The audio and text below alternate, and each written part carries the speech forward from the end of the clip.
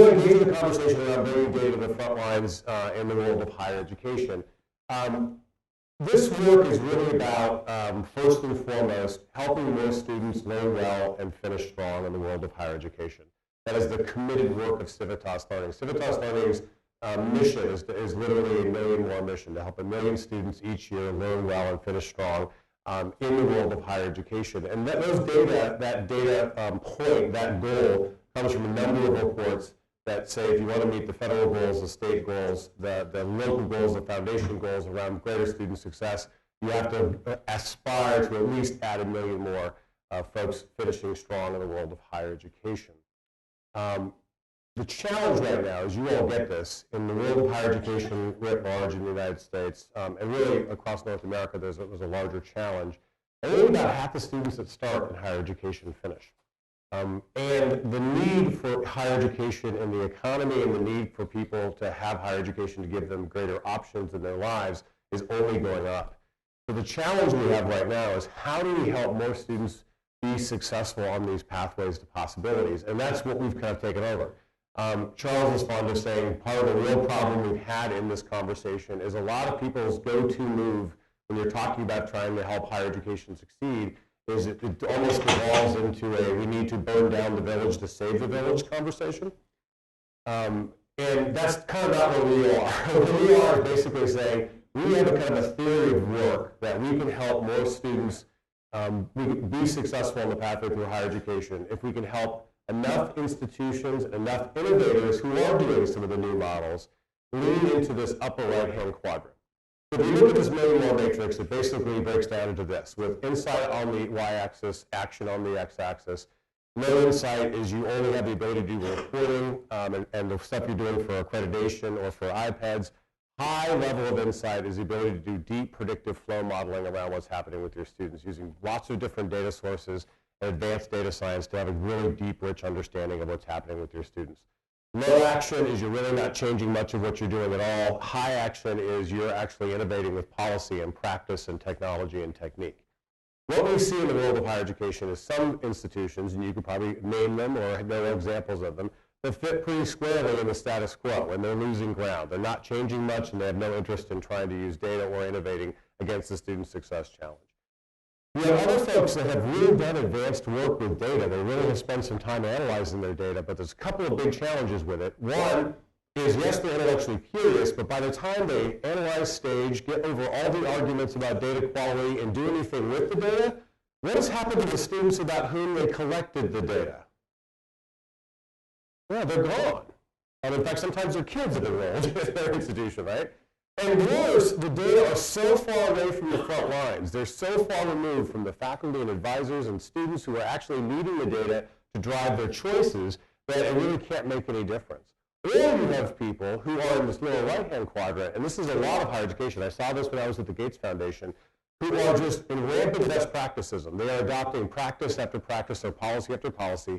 And you ask them, why did you do that? And the main answer is somebody else who they thought was credible was doing it. And so they thought at a conference, and they thought they must have the data if they're doing it. When you go talk to them and find out why they're doing it, and they would say they're doing it because somebody else was doing it. And you end up in this telephone game of policy and practice. And what is interesting about it, and worse, if even after they implement, they don't have a data system to tell them whether or not it's working or not. Or it's not at scale, right? It's a whole bunch of smaller policy strategies and practice strategies. What we are interested in is trying to help enough institutions move into this upper right-hand quadrant or to develop a sustainable, scalable, strategic way to go deeper in this upper right-hand quadrant. Because there are folks who have committed to this upper right-hand quadrant. They've invested a lot of time and a lot of money to use data to drive their innovation and policy. But the challenge is trying to develop that infrastructure that was sustainable and scalable and strategic. So part of the reason Charles and I dove into this work was to test a few core hypotheses. These core hypotheses are, one, can you use SaaS and cloud-based infrastructures to harvest data from multiple systems and do it in a way where you can develop kind of almost a full data cloud for that institution, have centralized data science talent and engineering talent, pound that and come back with really robust predictive flow models, and find signal in the noise, what Larry was talking about, how you actually grab data from these different systems and figure out what is there. Second, is if you bring those data in compelling ways with human factors engineering to the front lines, can it move the needle? If you get data in the hands of students and of faculty and advisors, can it actually change the trajectory for those students? So we began on this journey with basically 6 institutions: UMUC, UCF, Valencia, Austin Community College, Strayer, and DeVry. And we dove deep for about a year and a half and learned a lot and basically felt really strong about how we validated those hypotheses that you can do both of those things. We were hoping that at least 6 of those institutions would sign on for long-term journeys with us, and all 6 of them signed on for 3 to 5 year terms. And now we've opened up now into a pioneer year where we've pulled in a whole family of institutions of all different shapes and sizes. R1s, Access Universities, Morehouse College, we have an international university, and a whole family of community colleges. And the whole goal here is to try to get enough of a robust community of practice to show how we do this kind of work. What we're going to be talking about today is in some ways what we've learned in this work with a few of our partners who've been thought partners with us and our active deep beta partners, and Charles reflecting on some of the larger pieces. What we'll be talking about is especially 2 bodies of work. One are the insight analytics, and 2 are the action analytics. Insight analytics are the deep flow analysis that gives you the flow modeling for your students, and action analytics are the engineering that brings the data right to the students, right to the faculty, and right to the advisors. The Lean is in some ways an IR app, right, for people who want to be able to look at that predictive flow modeling and shine a light on it. And we'll talk a bit about what we've learned in putting a Lean together, but the whole idea is, can we look at core predictions like incoming student success, course completion likelihood, persistence, and graduation, and then look at historical trends and do projections, show people success probabilities, even expose the ROC curves, show them the feature variables that actually drive the variance in these models, and then be able to kind of unpack tipping points and momentum points for different segments of students in a really simple app, visual-based kind of way. The whole idea is to do this in a way that's simple for the leaders and for the strategic planners and for the IR folks. But that's still with the back office. Then how do you use an app strategy to get data into the front lines? And so we'll talk about things like Degree Map, which is an app that goes right to students and advisors to show them right where they are in their journey, make recommendations about what their next step might be, let them actually compare degrees if they want to change majors in a visual way using the data, and use predictive modeling to say, here's the next set of courses you should take, or here's the implications of the change you're about to make if you're going to change majors. How do you develop an app for faculty? This is an engagement app that's been developed that actually does a heat map on engagement that's updated every 4 hours for faculty and exposes trends in those models and allows faculty to be their own student success scientists. They basically have a thermostat to see whether or not engagement's getting hot in here. And the whole idea is to start this conversation.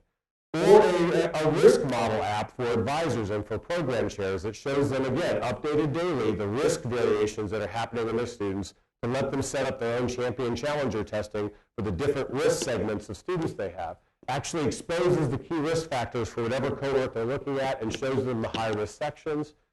And we're also working on a project about developing non-COG apps that go right to students, almost like a Fitbit for students, that help them understand the kinds of behaviors and activities they could be engaging.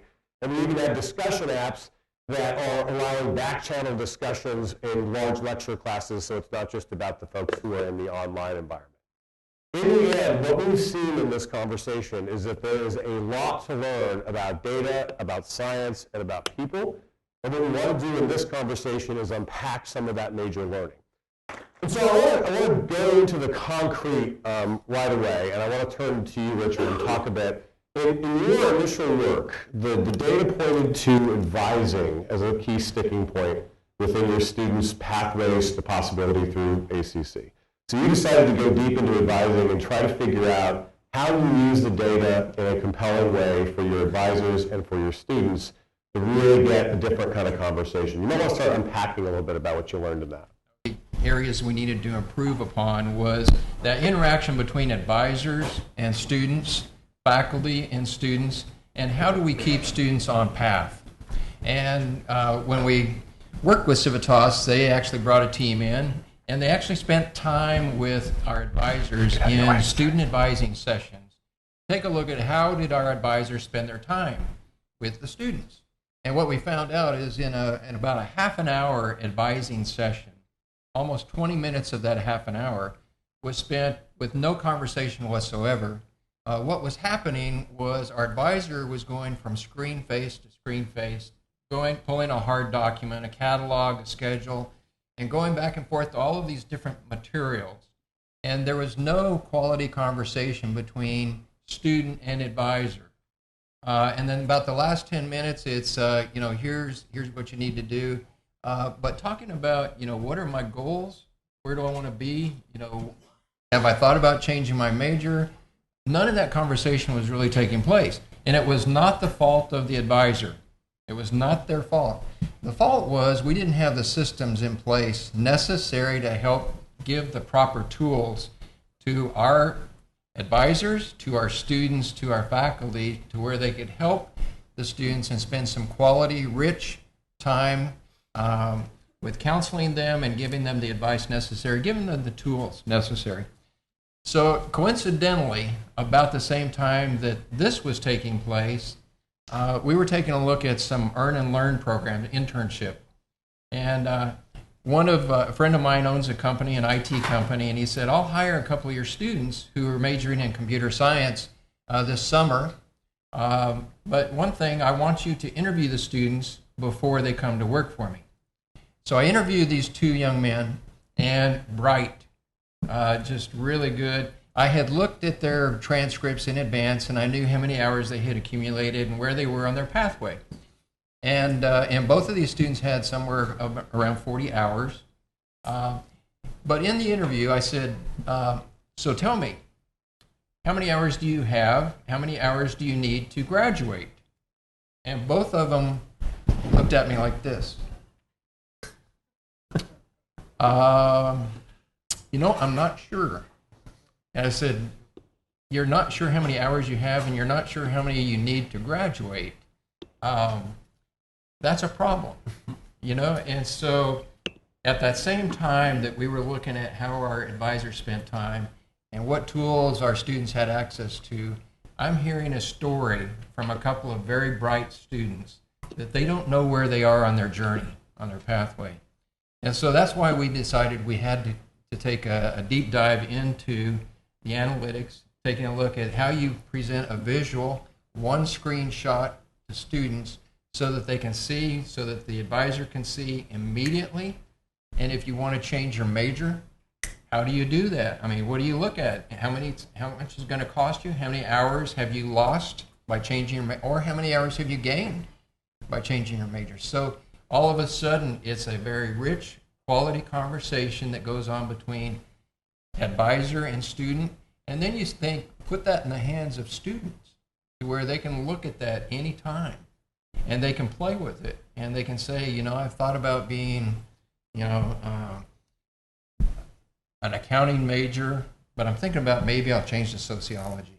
So what does that mean?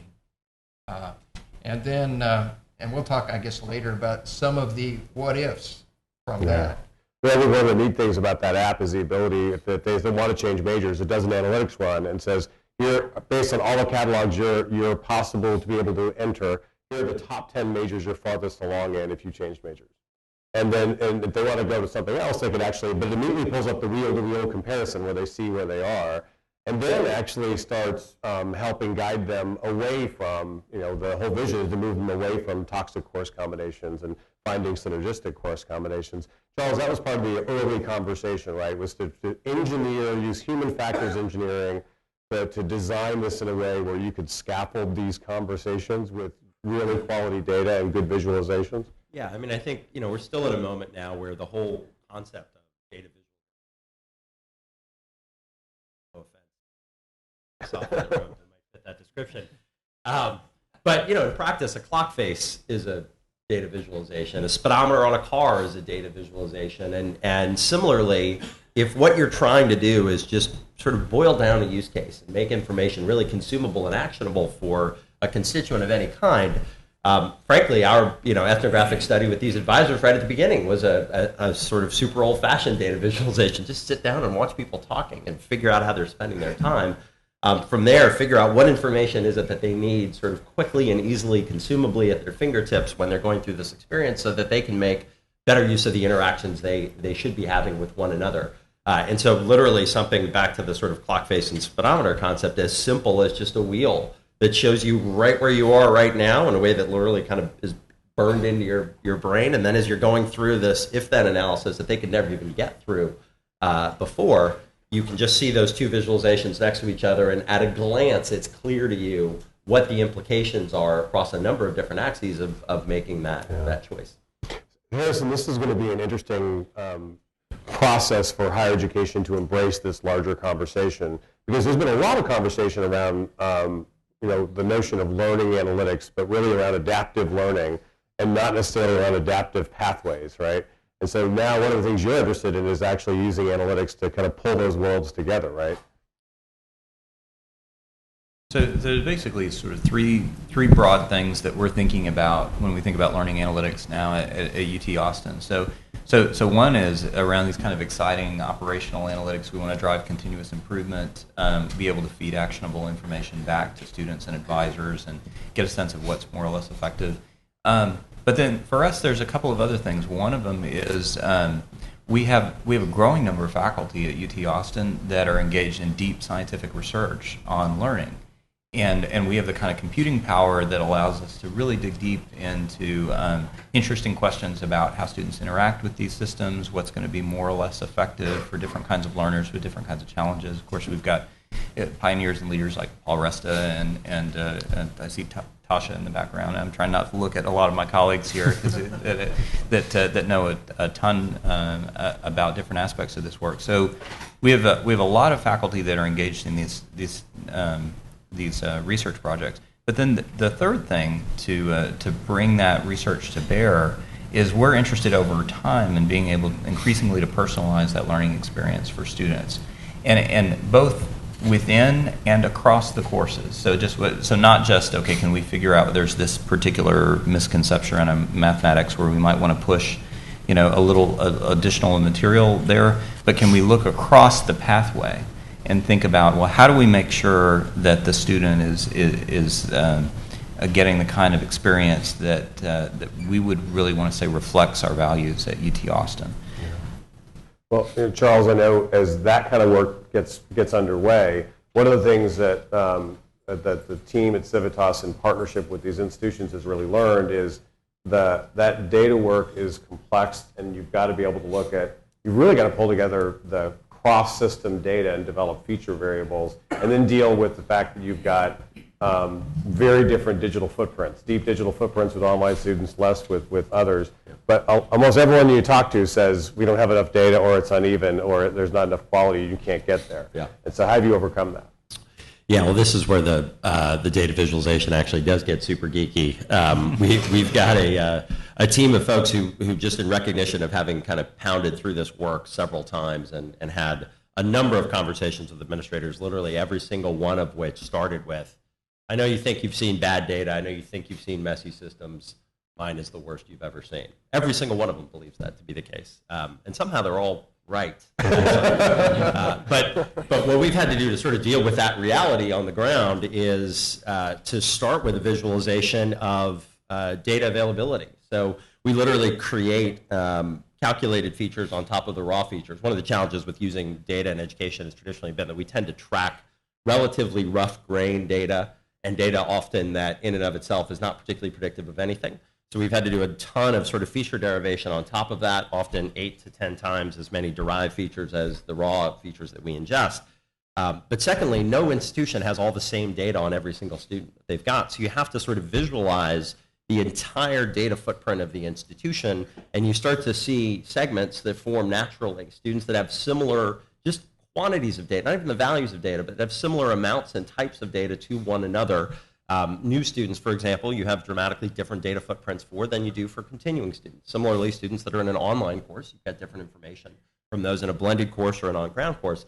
And if you try to build models or visualizations that consume all of that together, you're leaving an enormous amount of really powerful, valuable information on the table. So we've had to go through this sort of visualization at all stages of the work, really starting with, once we've derived all those features, we've got to visualize all the different segments that exist at an institution, generally anywhere from 6 to 20 different segments, and then visualize clusters that are naturally occurring clusters within that data where the attributes of those students hang together around certain levels of performance. And then once you get through all of that, which is effectively kind of data pre-processing, only then can you start to build models that are actually sort of robust and highly predictive. And so all of that happens before you get to those kind of super simple clock face visualizations on the front end that help folks actually make sense of that and take action on it. I mean, and Richard, this is where it gets interesting, because you, as somebody working at a community college, your goal is to work with an infrastructure that, again, is sustainable and scalable, but strategic at this level to kind of pull this together. But in the end, what you care about is, does it interact with the people on the front end? So as you ran the first pilot for the Advisor app, it was actually really funny. They rolled out the Advisor pilot, and in the first 3 months, the advisors liked it so much they went rogue and passed out the password to other advisors who began using it, which was kind of funny. So we had to segment those data, pull that out. And then it was this kind of a demand that no more pilots, let's just open it up, and anybody who wants to use it, let's let them have access to it. And you got about 90% of your advisors using it in the first semester, and 38,000 degree plans filed in 60 days. But it was because it was designed like an app.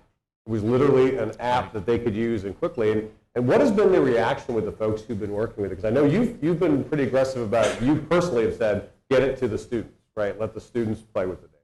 Yeah. We decided to do a pilot, and we have a couple of early college high schools, and we thought, what better audience than to go out and put it in the hands of some students, who are in high school right now, and get them on their pathway and let them play with it.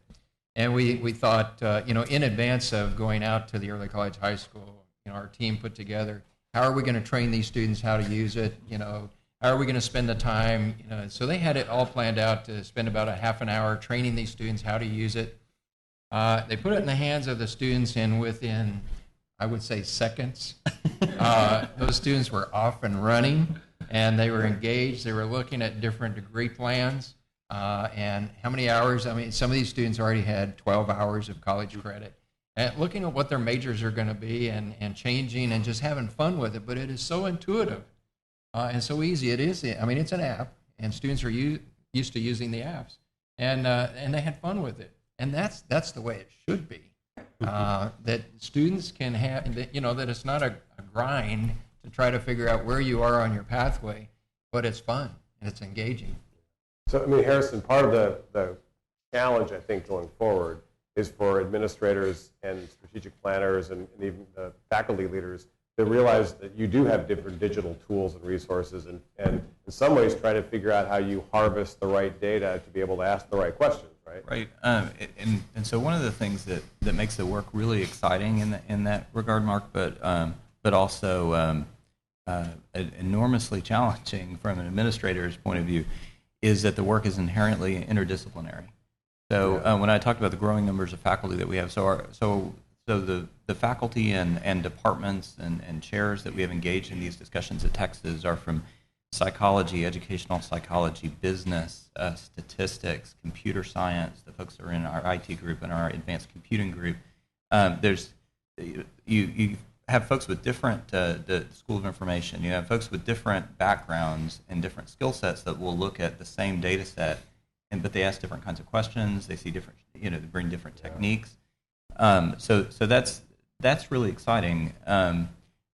At Texas over this last several months, we've been engaged in a campus conversation about what is the unique value proposition of a UT Austin education, and what do we see being the future of that. And there are a few things that came out that were really striking. For when we talked to faculty and we talked to students, like none of the students were coming to us saying, we want to get our knowledge gaps filled. And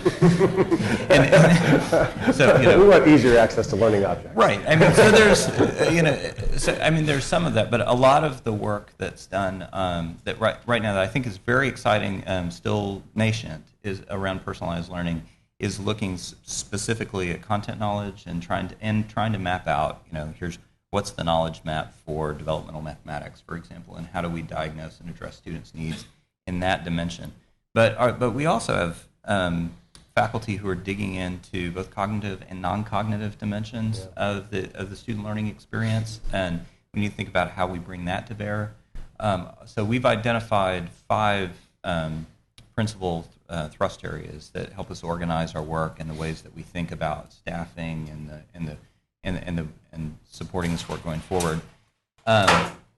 So around and those are experiential learning, social learning, hybrid learning, online learning, and analytics. But the kinds of questions that fit under this broad umbrella of learning analytics, the kinds of different disciplines that are engaged in these issues, have different data that they need to be able to do these analyses. Charles, Harrison just made me think about one of the experiences of the first year or so was the search for the chief data scientist within Civitas, right? And the idea that you kind of began by thinking that some of these folks that were in the power big data world of consumer big data were going to be the right ones, but how you eventually ended up coming to the notion of medicine because the metaphor was similar and the different kinds of data sources coming together presented the same kind of challenge.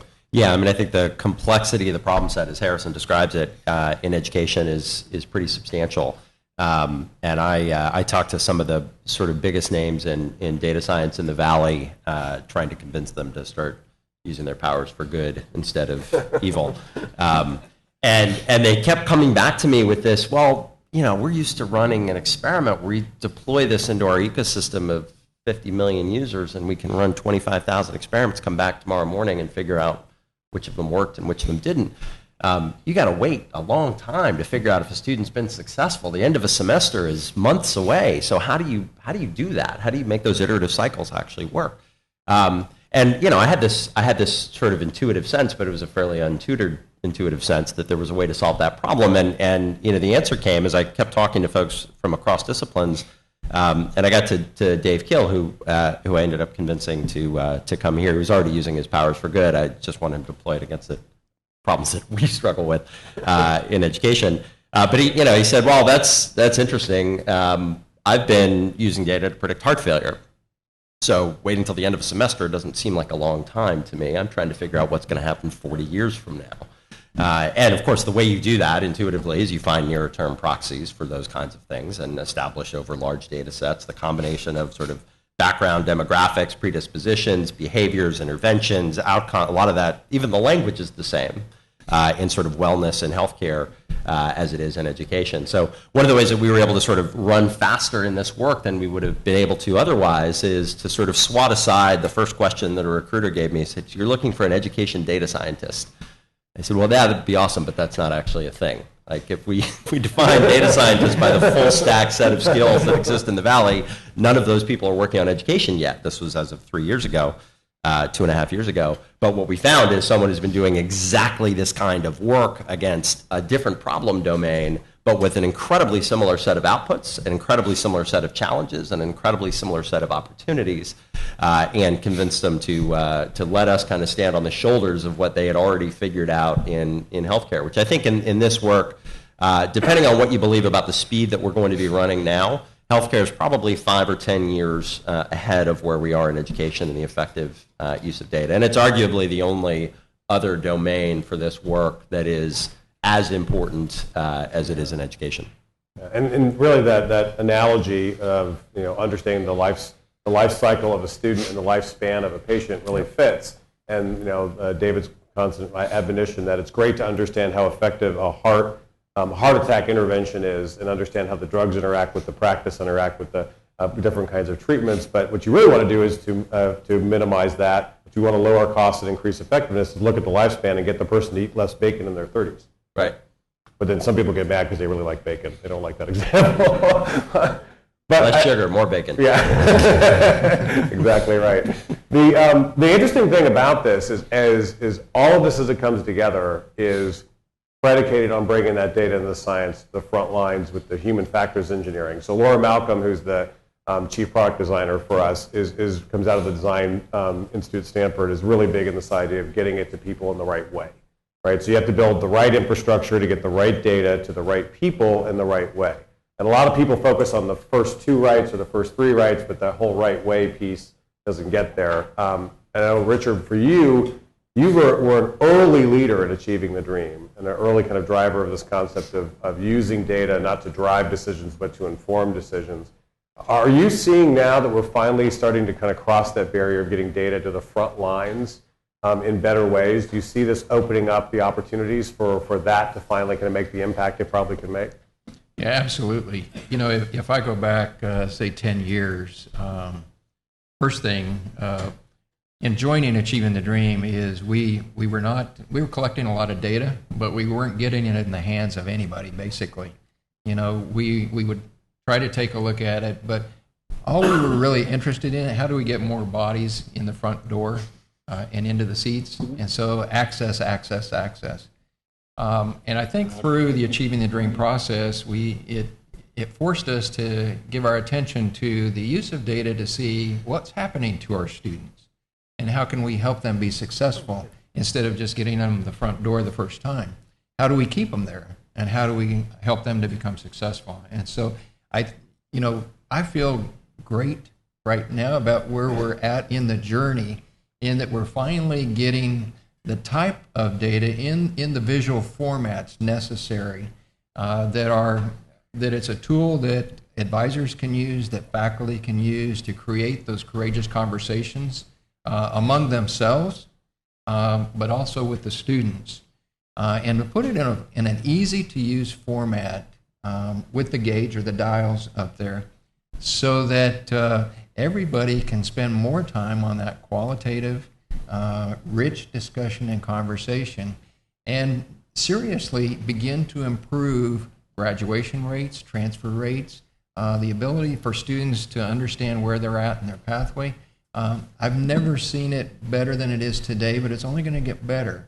And I think our opportunity right now is to look at how do we partner and leverage beyond ourselves at ACC with the right kind of data. We have a large number of students who transfer to the University of Texas at Austin.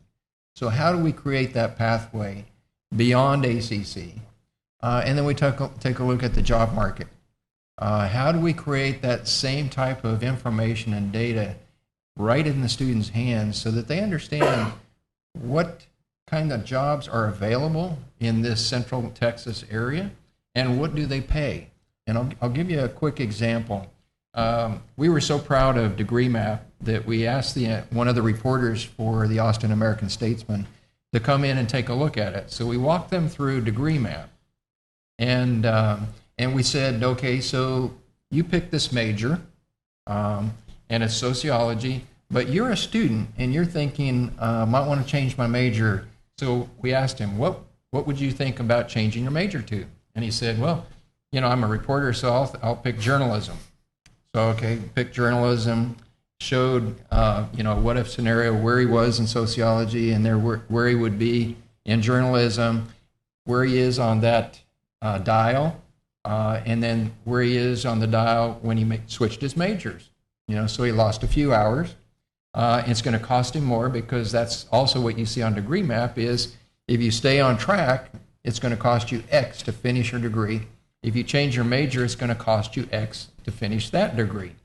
So we walked through that, and then he said, we said, do you want to know how many jobs are available? And so immediately we went to, we use a product called Career Coach. Immediately went to Career Coach and said, so you want to be a journalism major. So let's see how many jobs are in the Central Texas market for that major.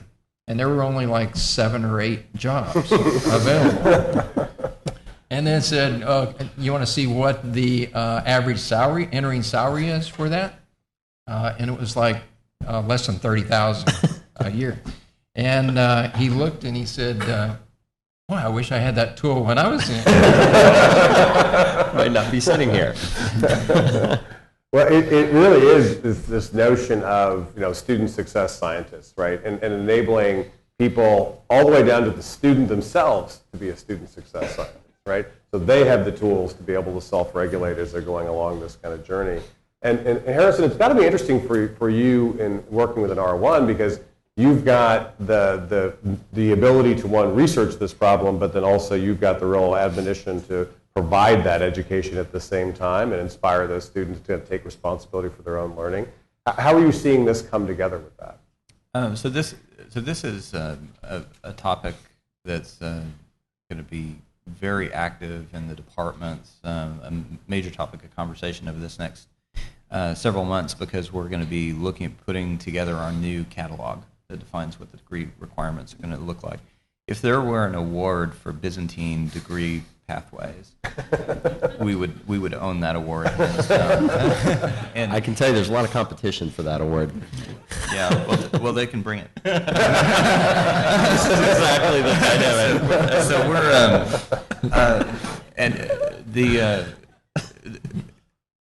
So so what has happened though is, and so listening to my colleagues here is, I think part of our problem has been that from the perspective of a faculty member in a department or within a discipline, with a deep love for that discipline, and a sense of stewardship, about what we're training students to do, or even from kind of administrative institutional point of view, we ask very different questions than if you focus on the student perspective.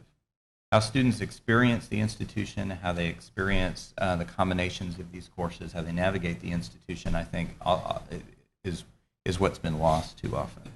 And so we'll have students that will spend 30 hours a week in a lab with one of our faculty members who's working on a cure for a certain type of cancer, and they might get 3 hours of credit for the work that they're doing for that work, even if they're like a co-author on a paper that's published in Science or something like that. So I think a lot of our faculty are starting to ask really interesting questions about, well, what do we really value? What's really important and unique about this? It's not just checking the box on credit hours, obviously. It's not just that students have even mastered certain content, in a certain order. There's kind of a deeper sense that we want to train people who are going to be leaders and innovators for the future, and that's part of our mission as UT Austin, working in partnership with ACC and other institutions. So I think one of the things I'm most optimistic about is the conversations I see bubbling up among our faculty innovators and in our departments about what the structures of those degree programs should look like for the future. Now, I will say there's enormous headwind in our policy environment. Yeah. So the ways that we're funded, the ways that we're held accountable, the way that people think about this data and these problems are siloed in ways that assume traditional modes of delivery. Mm-hmm. And that creates a lot of friction when we're trying to create articulated pathways with students co-enrolled between ACC and UT Austin. That's not how these systems are set up. I mean, that's where this really gets interesting, Charles, because we're in a stage where we're trying to enable innovators to be able to try different modalities, to try different time sequences, to do competency-based education, and then we're asking institutions, we're asking ecosystems to better understand the flow of students between institutions, high schools into community colleges into universities between each other, and then from there into the workplace. So part of this is building an infrastructure that in the long run can continue to bring in different streams of data, including understanding co-curricular impact and the other kinds of activities that are in this mix. Some of the early work that you've really been championing is this idea of federating data between like Valencia Community College and UCF, and between universities and major employers. I mean, do you see that to be a big, rich area in the road ahead, to be able to figure out how you grab those data, analyze them, and then visualize that for people who are driving the choices? Yeah, I think fundamentally the opportunity for analytics in this space and more broadly as well. We're not engaged in predictive analytics to be a part of a meme or sort of for analytics' sake. The point of it ought to be that we've got tens of thousands, hundreds of thousands, in the case of the schools we're working with, millions of students that have gone down these pathways. They've made these decisions before, they've walked these roads before.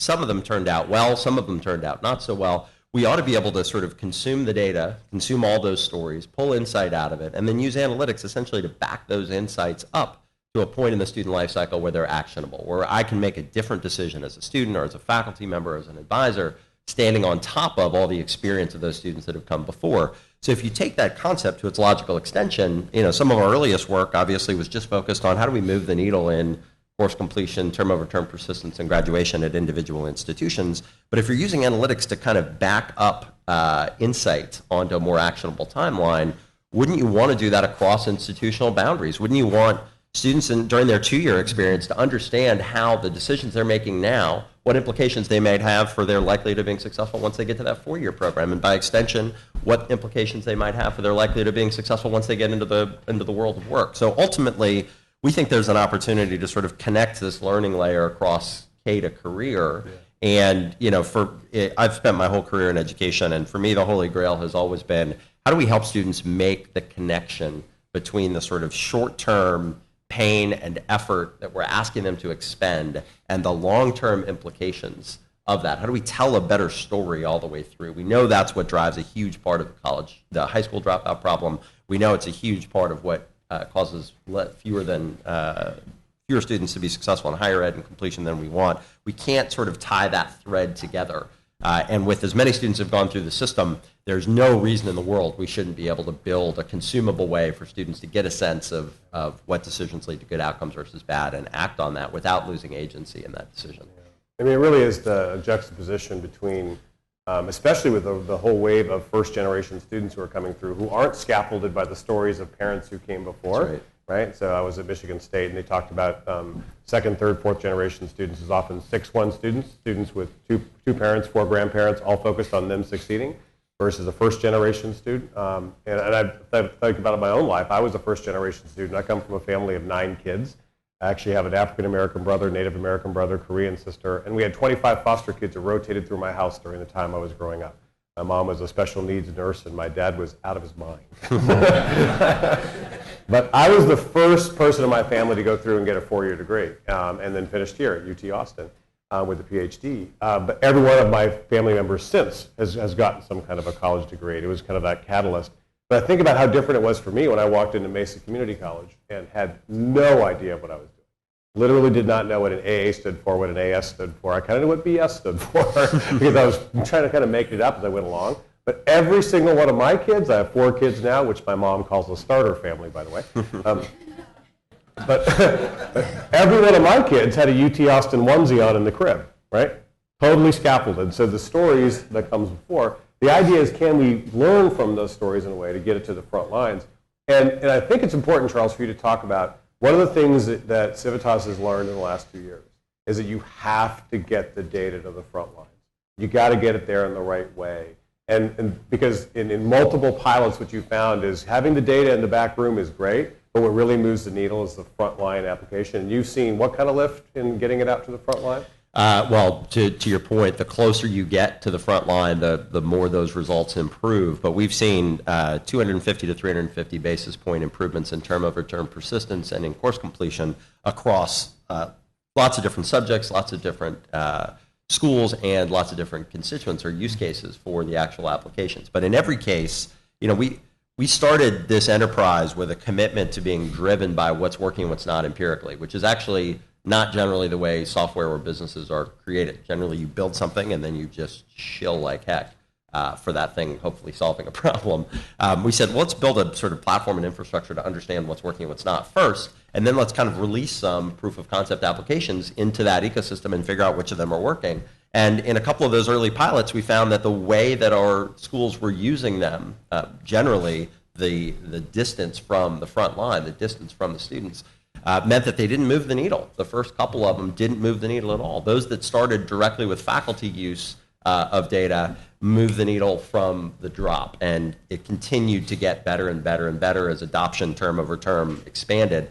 But those that started with sort of exclusively administrator-facing tools, not surprisingly, didn't move the needle at the student level in nearly as dramatic or immediate a way as those that got sort of all the way to the front line. And we've got a huge opportunity in terms of sort of additional room to run there as we get to delivering applications directly to students across a number of decisions that they make throughout their student life cycle on mobile devices. I think you're going to get closer and closer, and you're going to see that effect size grow and grow. I mean, part of the challenge in this is, now I know that the kind of larger term vision for Civitas is to do 7 to 10 kind of true north apps to show what's possible, and then to kind of open the ecosystem on that learning layer platform to let other people, use the API and just develop their own apps. So we'll probably have apps for teaching history and math, and apps specifically for co-curricular, whatever it is, but it'll be designed by people like UT Austin or Penn State or other kind of folks. So this is going to be an interesting kind of rowdy time as we develop the frontline apps with visualizations and interaction strategies that allow people to interact with it. I would love for Richard, you and Harrison to reflect a bit about the readiness of the cultures to be able to kind of interact with those data, because I think that's part of the challenge, is getting faculty and staff and others ready and able and willing to face sometimes challenging, courageous conversations, because sometimes the data don't make them look so good, right? So part of it is actually being willing to dive into it. I've often said there's nothing wrong with education that can't be fixed by the best of education, right? And the best of education, we've always championed kind of the core liberal arts of critical reflection and creativity and civility and courage, courageous learning. That's kind of what we need now, right? Is jumping into the front lines. I'd love to hear you reflect on this, because this move to the front line means involving them in the data in a different way, right? I'll give you an example. At Austin Community College, a result of achieving the dream, but we started something called faculty data coaches. And what we realized is we had never shared data with faculty, so how did we expect them to participate in changing the progression? But with the faculty data coaches, we decided to take a faculty member from each one of the disciplines and have them work with our Office of Institutional Research and better understand the data, how to collect the data, and then their responsibility was take data back to their department, to their discipline, and have those courageous conversations and say, okay, let's look at our department and what the success rates, the persistence rates of our students at our department. Let's look at that. And then what do we need to change? What do we need to do differently, or what's working well? And to create those types of conversations, I think that's where we're headed, what needs to happen. And it's not just the faculty, but it's the advisors, the counselors. But it's going beyond that and getting it in the hands of students. And because the students will also share with other students, and the students are going to share with parents, siblings, and the next thing you know, it's pervasive. And so I think that's what gives me hope right now, is I'm seeing a great deal of interest as you begin to disperse the data into the hands of those who need to use it to make a difference. It's the idea of building that choice architecture, right? So if a student gets a piece of data that says, students like you who tried to take this combination of courses have failed miserably. You might want to think about whether or not this combination of courses is the right set of courses. I think what's going to be good is at least to have that knowledge, as opposed to walking in kind of flying blind. Harrison, what do your take? So a couple of things. So one of the things we found, we have this initiative called On-Ramps, where we're working in partnership with other colleges and universities around the state, Austin Community College, San Jacinto Community College, Texas Tech, A&M, other places, to develop high-quality dual-credit experiences that could be deployed in multiple contexts. And then the idea is that you want to be able to collect data across all of these different contexts and get a better sense of where students get hung up. And we've actually set it up like a facilitated network, so the instructors have authoring tools that they can assign to students to be able to contribute new content, or the instructors can iterate on the content. We can say, students are getting hung up on this, but ACC was able to smooth that out somehow. So, and it turns out there's some kid at ACC that put something together. So we were working on the technical infrastructure for this, because this isn't generally how things are. The world is sort of organized institution by institution, and the way these systems are engineered. And we figured out some really exciting ways to visualize student performance data within the learning management system that were really cool from sort of the data wonk standpoint, and did a nice job of saying, here's kind of what the patterns of misconception look like, and then we looked in the field, and almost nobody was using it. We thought, well, this is absurd. We've integrated these systems that don't talk to each other normally. This has been a massive lift, and we pulled together these And if you go 3 clicks in here, you can see such cool things. Why are they not using it? Well, and again, it's so we're now in a much larger scale at UT. We're working on a extremely ambitious project to create a new unified infrastructure for teaching and learning both on campus and off campus. And this has got complex integrations. This is going to be a multi-year, multi-million-dollar project, working with our faculty in the different academic units. None of the faculty and none of the students are going to care about that back-end integration and the coolness of the visualization that we were able to pull together if it's not immediately relevant and useful to them. And so that's one of the things I really appreciate the partnership with Civitas and our faculty who really think about human-computer interaction on campus is we need to not look at this so much from the kind of data walk standpoint and more from what that user experience. So we have faculty who are early adopters who will dive in and retrain themselves and become data scientists on the side. But one of my colleagues, Uri Treisman, likes to talk about the second law of faculty thermodynamics. Any project that's going to require sustained additional energy from the faculty is probably going to it's not going to work out for us. So there's only so much time. There's only so much energy. So instead, what we need to do is we need to make it really easy for folks to consume these data, and I admire the work that you all are doing, and a number of folks out in the audience that I see are doing, to not just be able to integrate the systems, do the predictive analytics, come up with really compelling information, but to actually give it to people in a form they can consume and they can use.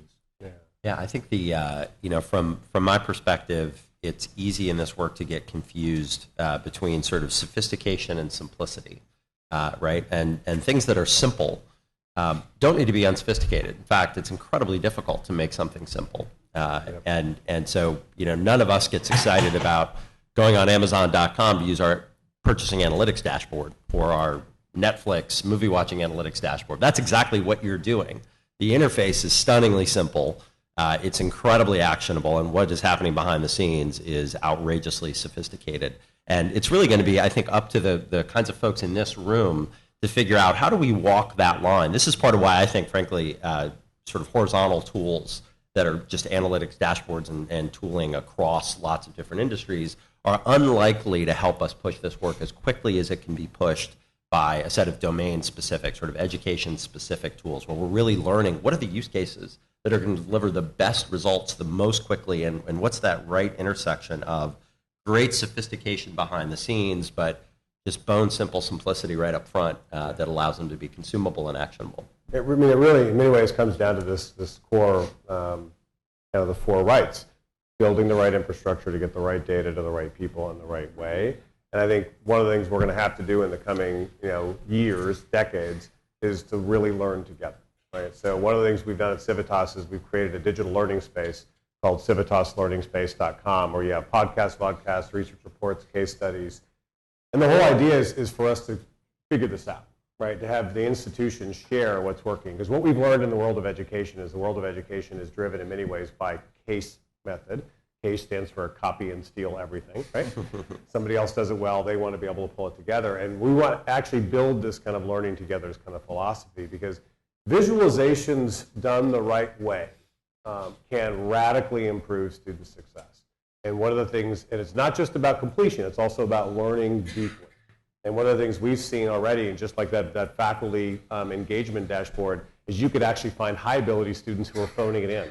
Right? And you can figure out how you can challenge them to go to the next level. So it's not just about raising the floor, it's about raising the ceiling if you're thinking about doing this in the right way. But this really is going to take collective effort with people coming together around this student success kind of challenge. I want to thank our panelists for an engaging conversation. Join me in thanking them.